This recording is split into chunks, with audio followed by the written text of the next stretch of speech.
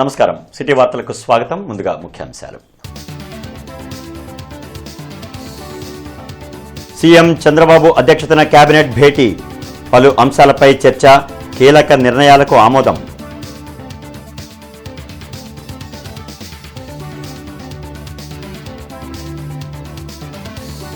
పలువురు ఎమ్మెల్యేల తీరుపై సీఎం సీరియస్, ఇన్ఛార్జ్ మంత్రి బాధ్యత తీసుకొని సరిచేయాలని ఆదేశం.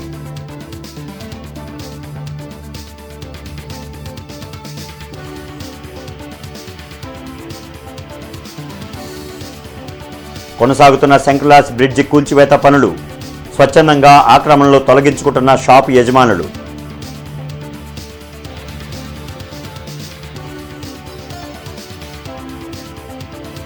కూటమి ఎమ్మెల్యేల అరాచకాలు శృతిమించిపోయాయి, ఎక్కడా కేసులు నమోదు కాకపోవడం శోచనీయమన్న వైసీపీ నేత శైలజానాథ్.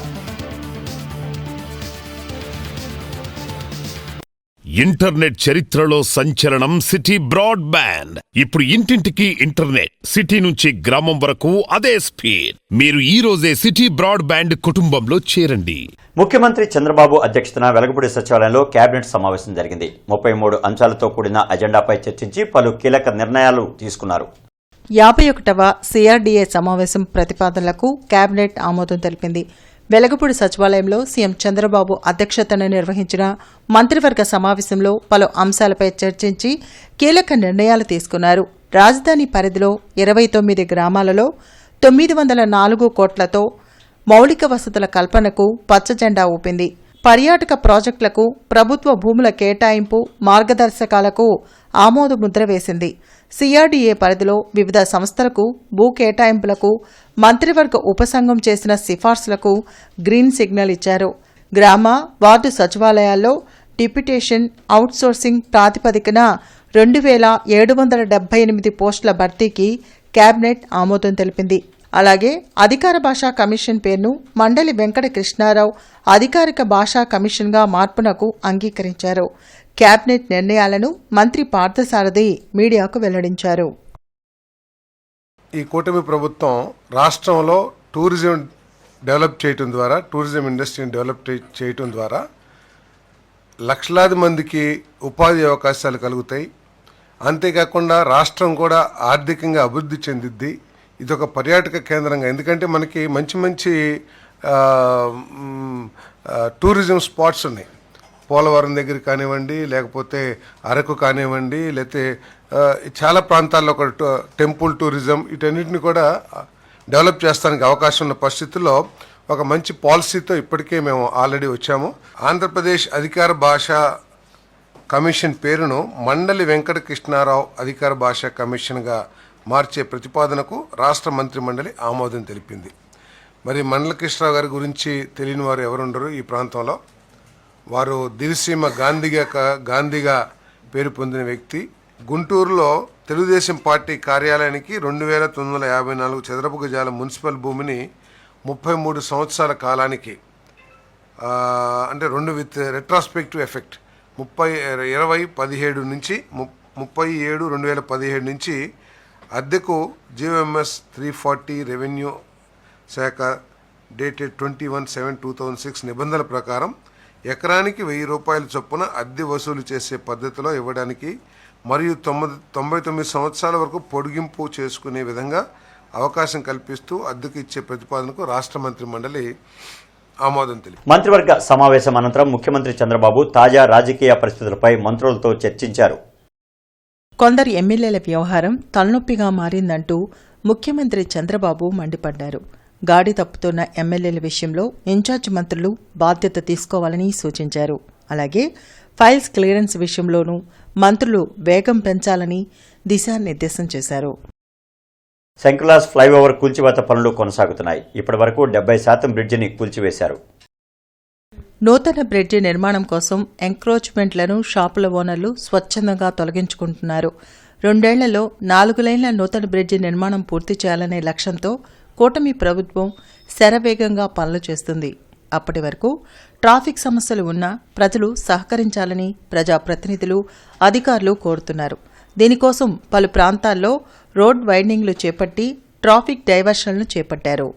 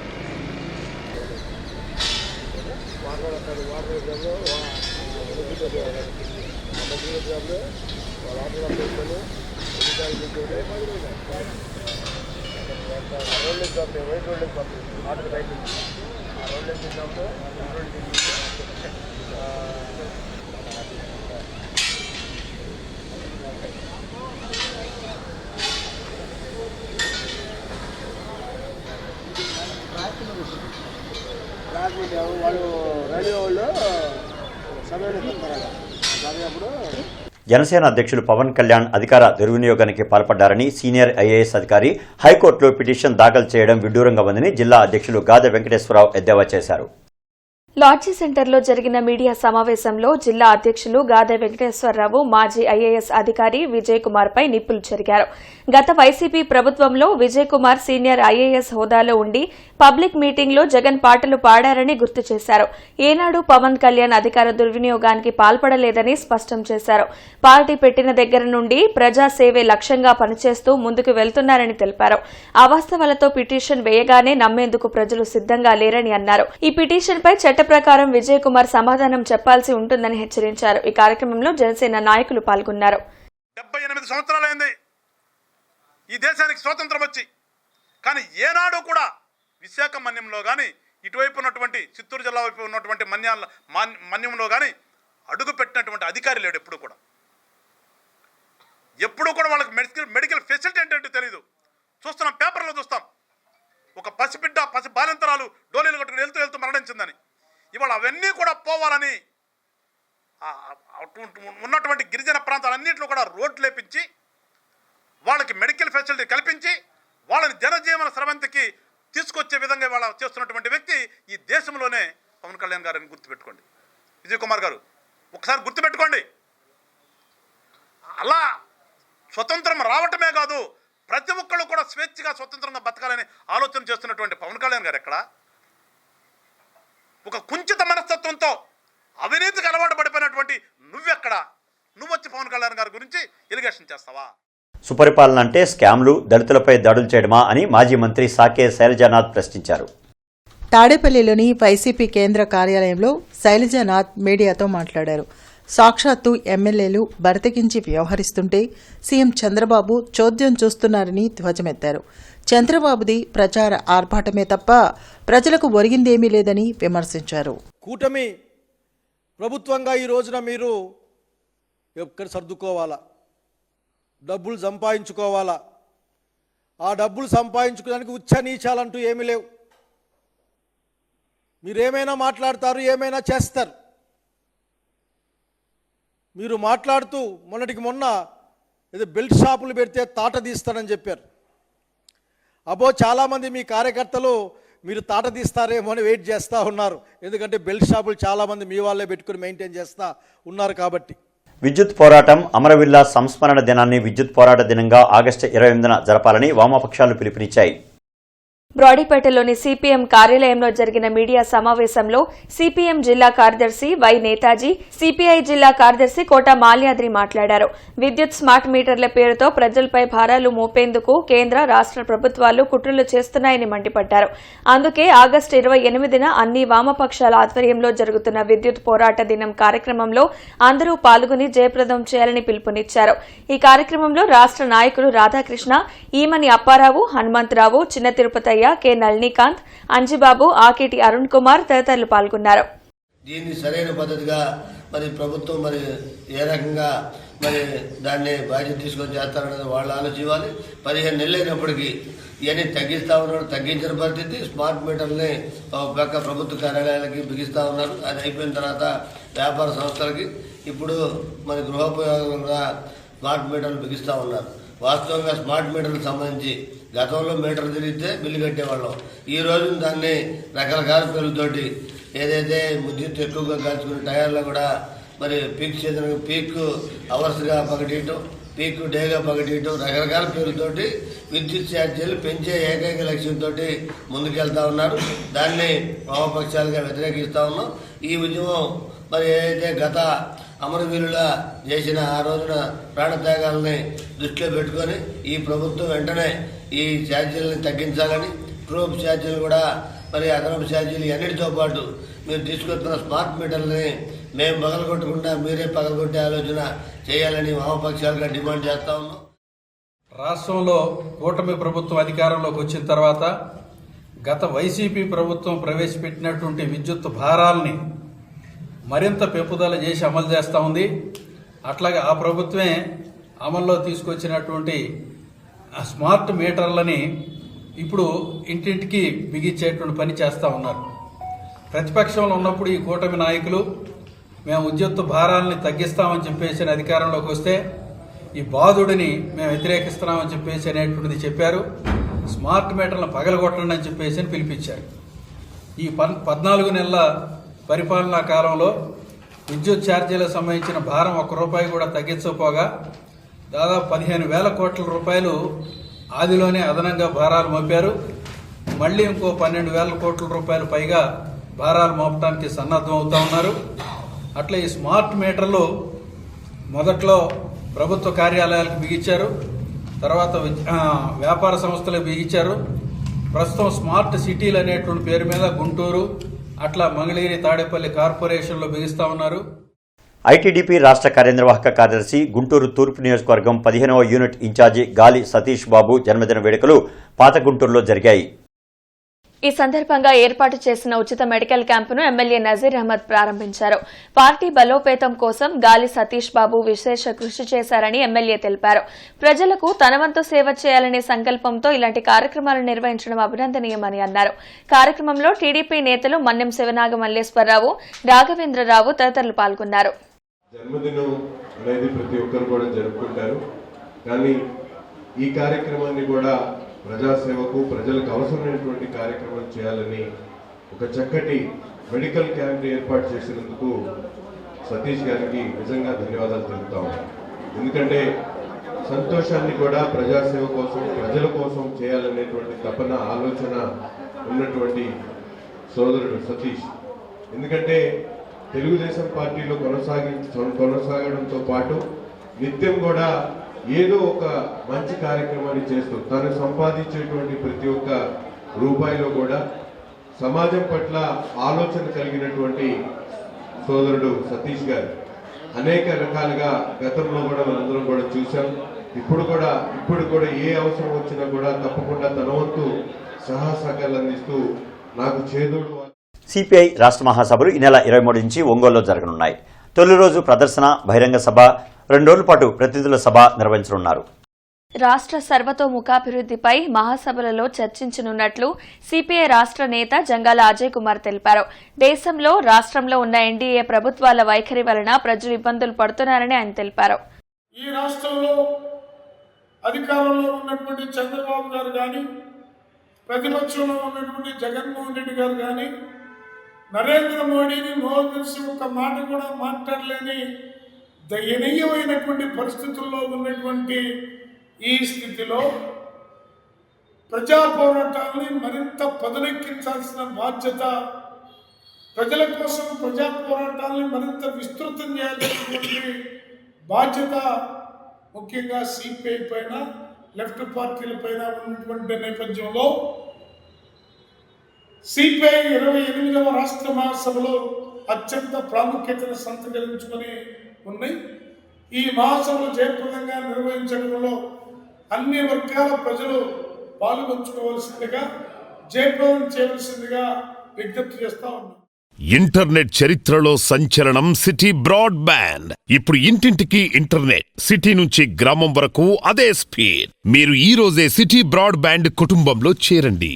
రాష్ట్రంలో సుమారు 1,60,000 మందికి అర్హత లేదంటూ వికలాంగుల పింఛన్లు నిలిపివేశారని జిల్లా దివ్యాంగుల సంఘం నేతలు మండిపడ్డారు.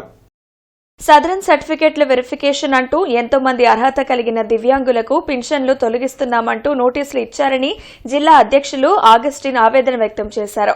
జిల్లా వైఎస్సార్ కాంగ్రెస్ పార్టీ కార్యాలయంలో దివ్యాంగుల సంఘం నాయకులు మీడియాతో మాట్లాడారు. గతంలో 80% వైకల్యం ఉన్నవారికి 40% ఉన్నట్లు చూపించి పింఛన్లు తొలగిస్తున్నారని అన్నారు. వెంటనే తొలగించిన దివ్యాంగుల పింఛన్లను పునరుద్దరించాలని డిమాండ్ చేశారు. మహిళలకు ఇస్తున్న విధంగానే దివ్యాంగులకు కూడా ఉచిత బస్సు సౌకర్యం కల్పించాలని విజ్ఞప్తి చేశారు. ఈ కార్యక్రమంలో దాసరి గణేష్ బాబు, కొమ్మా లింగారావు, శంకర్, జె కృష్ణ, మేలం యూలా తదితరులు పాల్గొన్నారు. ఎంతమందిని అయితే తీసివేసి ఉన్నారో వారందరికీ మరలా పెన్షన్ ఇవ్వాలని మేము మా పార్టీ తరఫున గట్టిగా మీ ప్రభుత్వాన్ని అడుగుతున్నాము.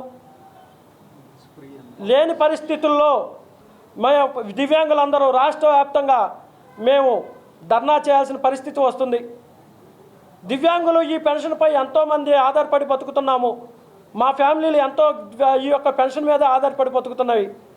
మా ఫ్యామిలీలకు కడుపు కొట్టొద్దు దయచేసి చంద్రబాబు నాయుడు గారు. మా వికలాంగులందరికీ కూడా తీసివేసినటువంటి 1,20,000 దాదాపు చిల్లర వికలాంగుల పెన్షన్లు తొలగించడం జరిగింది. 1,60,000 దాకా జరిగింది. కనుక దీన్ని దృష్టిలో పెట్టుకొని రాష్ట్ర ప్రభుత్వం మాకు న్యాయం చేయమని మేము ప్రేమపూర్వకంగా అర్థిస్తున్నాం రాష్ట్ర ప్రభుత్వాన్ని. మాకు ఇచ్చేటువంటి 6,000 మా కుటుంబానికి సగం నెలలో 20 రోజులు దాదాపు మా యొక్క జీవనాలు జరిగిపోతాయి. కనుక దాన్ని దృష్టిలో పెట్టుకొని ఈ కూటమి ప్రభుత్వం కనీసం మమ్మల్ని ఈ రాష్ట్రంలో వదిలేసేసి మిగతా వాళ్ళకన్నా ఇచ్చేయమని మేము కోరుకుంటున్నాం. ఎగువన కురుస్తున్న వర్షాలతో ప్రకాశం బ్యారేజ్కు వరద ఉధృతి అంతకంతకు పెరుగుతోంది.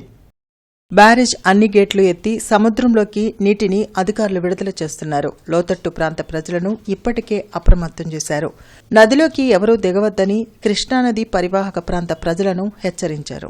ఎప్పటికప్పుడు వరద ఉధృతిపై అధికారులు అంచనా వేస్తున్నారు. నాగార్జున సాగర్, పులిచింతలకు వరద ఉధృతి కొనసాగుతుంది.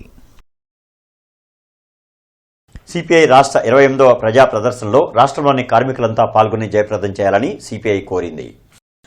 ఈ నెల 23వ తేదీన ఒంగోలులో నగరంలో జరిగే భారతీయ కమ్యూనిస్టు పార్టీ సిపిఐ రాష్ట్ర 28వ మహాసభల ప్రజా ప్రదర్శనలో రాష్ట్రంలో కార్మికులు అధిక సంఖ్యలో పాల్గొని జయప్రదం చేయాలని AP state civil supply corporation హమాలీ ముఠా వర్కర్స్ యూనియన్ సిపిఐ శాఖ కార్యదర్శి కోట్ల మరీదాసు పిలుపునిచ్చారు.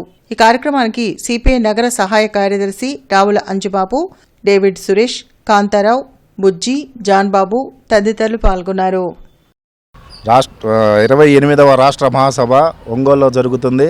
దీనికి సంబంధించి సివిల్ సప్లై హమాలీస్ మొత్తం యావత్ మొత్తం కలిసి ఒంగోలుకి 23వ తారీఖున 3 గంటలకు ప్రదర్శనలో పాల్గొంటారని చెప్పేసి అందరూ పేరున పాల్గొంటారని చెప్పేసి కోరుకుంటున్నాం. సూపర్ 6 అనే హామీలతో అధికారంలోకి రావటం జరిగింది. దానిలో భాగంగా వచ్చి రాకముందే 14 నెలలు గడిచిన వెంటనే కార్మిక వర్గంపై అధిక పని గంటల విధానాన్ని కేబినెట్లో ప్రవేశపెట్టడం జరిగింది. దీనికి వ్యతిరేకంగా ఈ రాష్ట్ర మహాసభల్లో తీర్మానం చేసి భవిష్యత్ కార్యక్రమంపై పెద్ద ఎత్తున ఆందోళన నిర్వహించడానికి సిపిఐ రాష్ట్ర మహాసభలు దోహదం చేస్తాయని తెలియజేస్తున్నాం. గుంటూరులోని కిమ్స్ శిఖర ఆసుపత్రిలో కొత్తగా అభివృద్ధి చేసిన మాతా శిశువు సూపర్ స్పెషాలిటీ సేవల విభాగమైన కిమ్స్ కడల్స్ ఆసుపత్రిని అత్యధిక పరికరాలు గల అంబులెన్స్ ని వైద్య ఆరోగ్య శాఖ అధికారి డాక్టర్ విజయలక్ష్మి ప్రారంభించారు. ఈ సందర్భంగా డాక్టర్ విజయలక్ష్మి మాట్లాడుతూ మాతా శిశు సంరక్షణలో ఇది సరికొత్త అధ్యాయమని, గుంటూరు ప్రాంత వాసులకు స్త్రీలు మరియు పిల్లల సంరక్షణ విషయంలో అత్యున్నత స్థాయి వైద్య సేవలు అందించడానికి కిమ్స్ కడల్స్ ఆసుపత్రి గుంటూరుకు వచ్చింది. ఇక్కడ neonatal ICU, paediatric cardiology, paediatric neurology, paediatric nephrology, plastic surgery, paediatric cardiothoracic సర్జరీలు కూడా వచ్చాయని తెలిపారు. ఇలాంటి అత్యాధునిక వైద్య సేవలు కావాలంటే ఇప్పటి వరకు హైదరాబాద్, బెంగళూరు లాంటి నగరాలకు వెళ్లాల్సి వచ్చేదని, ఇప్పుడు ఇక గుంటూరులోనే ఇవన్నీ అందుబాటులోకి వచ్చాయని తెలిపారు. మేయర్ ఛాంబర్లో కమిషనర్ పులి శ్రీనివాసులతో కలిసి మేయర్ కోలుముడి రవీంద్ర నగరపాలక సంస్థ స్థాయి సంఘ సమావేశం నిర్వహించి పలు అభివృద్ధి పనులకు ఆమోదం తెలిపారు. కొల్లి శారదా హోల్సేల్ కూరగాయల మార్కెట్లోని 81 షాపులకు ఆక్షన్లో పాల్గొని పెచ్చుపాట పాడి లీజు దక్కించుకున్న లీజుదారులకు షాపులను కేటాయించుటకు స్టాండింగ్ కమిటీ వారు ఆమోదం తెలుపుట జరిగిందని తాయి సంఘం అధ్యక్షులు మరియు నగర మేయర్ కోవెలమూడి రవీంద్ర తెలిపారు. కమిషనర్ పులి Srinivasulu inner ring road, Gayatrinagar, Brodipet తదితర ప్రాంతాల్లో పర్యటించి అభివృద్ధి పనులను, ఆక్యుపెన్సీ కోసం దరఖాస్తు చేసుకున్న భవనాలను పరిశీలించారు. ఈ సందర్భంగా కమిషనర్ పులి శ్రీనివాసులు మాట్లాడుతూ నగరంలో మిషన్ గ్రీన్ గుంటూరులో భాగంగా దశల వారీగా 5 లక్షల మొక్కలు నాటి నగరాన్ని సుందర, ఆహ్లాదకరమైన, ఆరోగ్యకరమైన నగరంగా తీర్చిదిద్దుకోవడానికి ప్రణాళికాబద్ధంగా కృషి చేస్తున్నామన్నారు. అందులో భాగంగా నగరంలో ప్రతి పార్కులో వాకింగ్ ట్రాక్లు, ఖాళీ స్థలాలు, ప్రధాన, అంతర్గత రోడ్ల వెంబడి మొక్కలు నాటేందుకు, అనంతరం వాటిని సంరక్షించడానికి స్థానికులు, వాకర్స్, స్వచ్ఛంద సంస్థలను భాగస్వాములను చేస్తున్నామని తెలిపారు. విద్యారంగ సమస్యలు పరిష్కరించాలని కోరుతూ ఈ నెల 23వ తేదీన కలెక్టర్ ఆఫీసు వద్ద ధర్నాను జయప్రదం చేయాలని కోరుతూ పోస్టర్ ఆవిష్కరించడం జరిగింది. ఈ సందర్భంగా ఎస్ఎఫ్ఐ జిల్లా కార్యదర్శి ఎం కిరణ్ మాట్లాడుతూ జీవో నంబర్ 77ను రద్దు చేసి పీజీ విద్యార్థులందరికీ ఫీజు రీయింబర్స్మెంట్ అందించాలని, పెండింగ్లో ఉన్న ఫీజు రీయింబర్స్మెంట్ 6,400 కోట్ల రూపాయల బకాయిలను విడుదల చేయాలని, హాస్టల్ విద్యార్థులకు నెలకు 3,000కు మెస్ బిల్లులు పెంచాలని కోరారు. వెనకబడిన ప్రాంతాలకు ఉచిత బస్సు పాసులు ఇవ్వాలని, అలాగే మండలానికి ఒక ప్రభుత్వ ఇంటర్మీడియట్, జూనియర్ కాలేజ్, నియోజకవర్గానికి ఒక ప్రభుత్వ డిగ్రీ కాలేజీ ఏర్పాటు చేయాలని భారత విద్యార్థి ఫెడరేషన్ ఎస్ఎఫ్ఐ డిమాండ్ చేసింది. 11 kV హరేరమాల్ ఫీడర్లో చెట్ల కొమ్మలు తొలగించట మరియు లైన్ మెయింటెనెన్స్ కారణంగా రేపు ఉదయం 9 గంటల నుంచి మధ్యాహ్నం 1:30 వరకు లక్ష్మీపురం, రామన్నపేట తదితర ఏరియాల్లో విద్యుత్ సరఫరాలో అంతరాయం కలుగుతుందని డీఈఎన్ గురవయ్య తెలిపారు. కావున వినియోగదారులు సహకరించాల్సిందిగా ఆయన కోరారు. వార్తలు ముగించే ముందు ముఖ్యాంశాలు మరొకసారి. సీఎం చంద్రబాబు అధ్యక్షతన కేబినెట్ భేటీ, పలు అంశాలపై చర్చ, కీలక నిర్ణయాలకు ఆమోదం.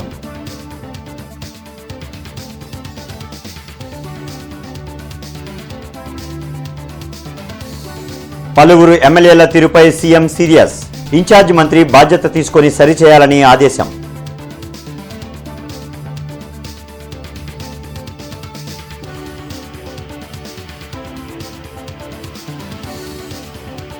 కొనసాగుతున్న సెంట్రలాస్ బ్రిడ్జి కూల్చివేత పనులు, స్వచ్ఛందంగా ఆక్రమణలో తొలగించుకుంటున్న షాపు యజమానులు.